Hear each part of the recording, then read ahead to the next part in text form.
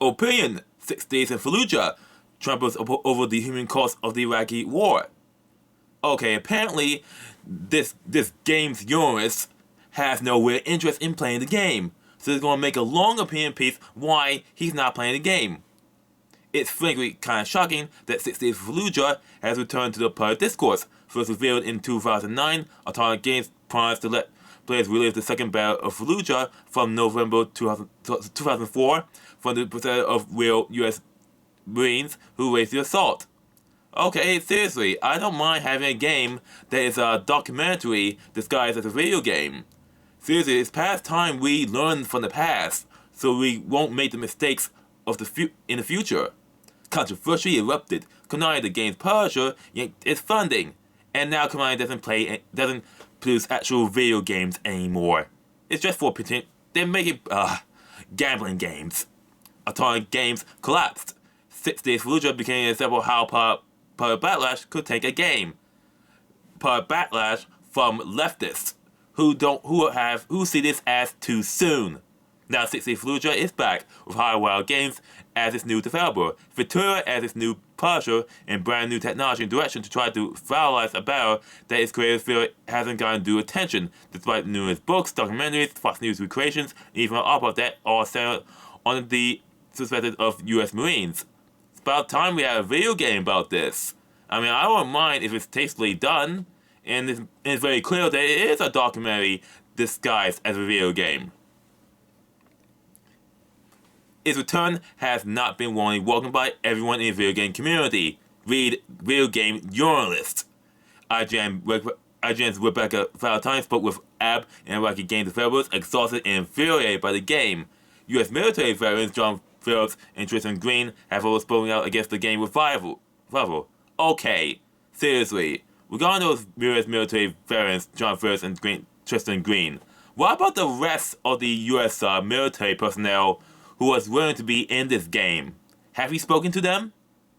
For all the attempts to avoid the controversy that tainted the first time, 6 Days Fallujah developers are intent of using imagined and innovative game tech for what's ultimately a violent end, setting off the edge of an attack led by U.S. Marines that left hundreds of Iraqis dead, thousands of homes razed to lace, and long-lasting health consequences still impact the city's residents today.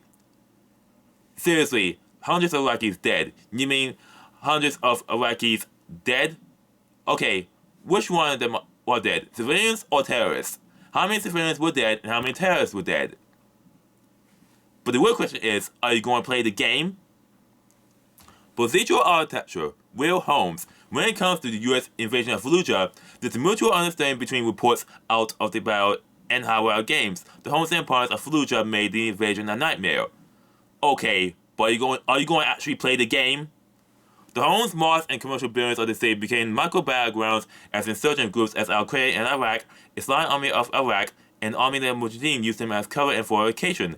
In the attack of Fallujah in November 2004, the mission of the U.S. Marines involved clearing these buildings room by room, searching for traps and enemy forces while encountering non-combatants still residing in the city.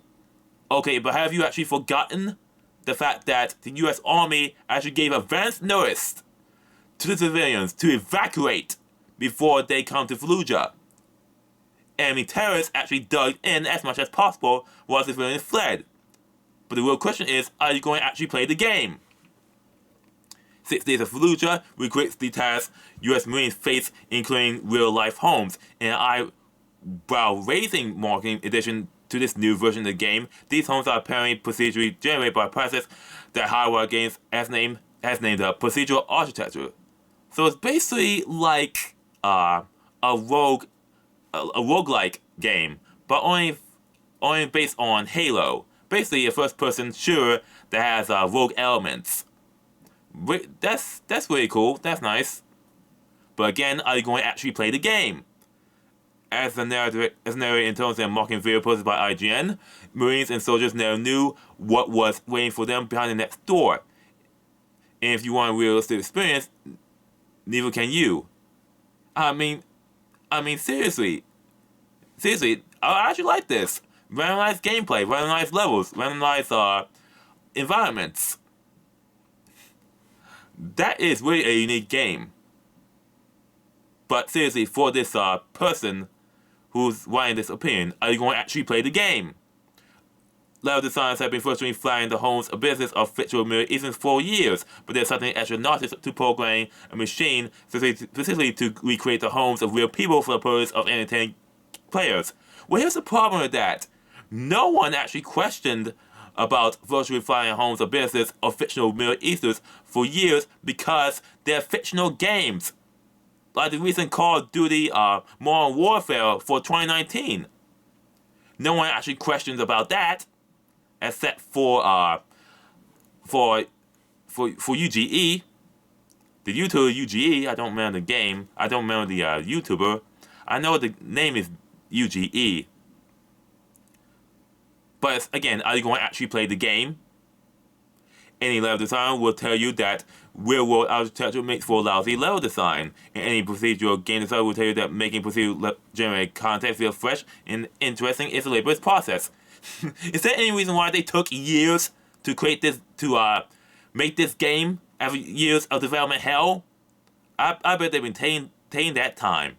To create the act of creating comparing levels, all sense of humanity in these spaces must be sent away, with unsettling offhand details to check the human mind with that ever-vague sense of realism.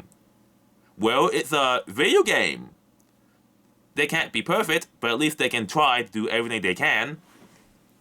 If you compare 6 days of Fallujah footage with video from the city itself, maybe the details will jump out to you too. The plot suggests that dark balconies and courtyards, exposed wiring that powers lights, fridges and fans, rusted railings that meant to keep occupants from stumbling or injuring themselves. I mean, it's a Middle Eastern city. It's a typical Iraqi city. What would you think? One of the main tragedies of the U.S. attack on Fallujah was the destruction of Iraqi people's homes and personal spaces. Residents that were meant to convey safety finally destroyed into a real background because those civilians actually left. They actually left. And Iraqi insurgents and terrorists actually occupied them. What can you do? I mean, you know that terrorists are not going to leave the city, and you have to leave. So you leave before the army come in.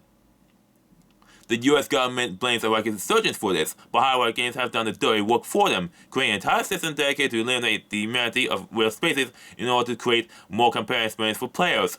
Because the game is based on real-life war, real-life battle. The civilians are already left. Terrorists are staying in. And the military has supposed to get rid of the insurgents, either by capturing or killing them. It's a war. Civilian counts of bone. Oh God, seriously? My God, seriously? Have this person actually researched the 2004 second invasion of Fallujah? I mean, seriously? Seriously? This article is bullshit. It's really bullshit. I mean, it's really bullshit. That this person has made this long article, basically telling the audience that I'm not going to play this game at all. My mind's already made up. But there is one silver lining to this. Gamasuta made multiple interview requests with Highwire Games prior to publishing this piece. The company has not responded to our questions because they already know they're not to talk to the press. Especially game journalists, because these days, game journalists are nothing more than journalists. They don't do straight-up reporting. They don't do realistic reporting. They just do opinionated journalism. Politically propaganda at this point. This same journalist who made this piece will have no problem with reviewing a World War II game. Or a game of Call of Duty. I mean, it's really BS. Basically, this whole article is basically saying to the audience, I already made up my mind, I'm not going to play this game, I'm not going to review it, because it's offensive to my ideology. This is one of many reasons why game journalism is a joke. That's all I have to say. Thanks for tuning in.